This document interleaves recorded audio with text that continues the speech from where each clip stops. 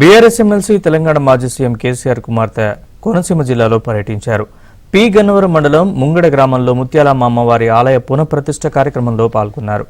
ఆలయ పునఃప్రతిష్ఠాపనలో పాల్గొనడం అదృష్టంగా భావిస్తున్నానని తెలిపారు.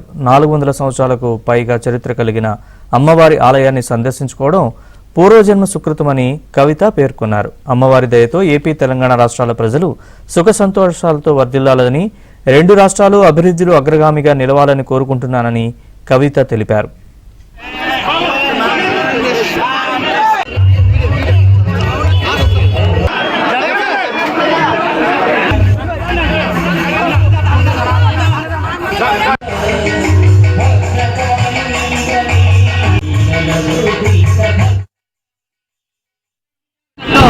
ముంగంట గ్రామంలో ఉన్నటువంటి ముత్యాలమ్మవారి ఆలయ పునఃప్రతిష్ఠ కార్యక్రమంలో పాల్గొనడం నా శిక్షణ నేను భావిస్తూ ఉన్నాను.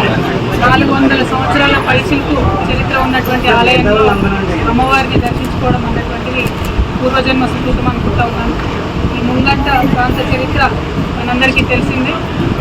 ఎన్నో సంవత్సరాలుగా బ్రిటిష్ వారి ముందు కూడా తలవంచకుండా మన ఆంధ్ర పౌరుషాన్ని తెలియజేసినటువంటి గ్రామం ఉన్నటువంటి ప్రాంతం.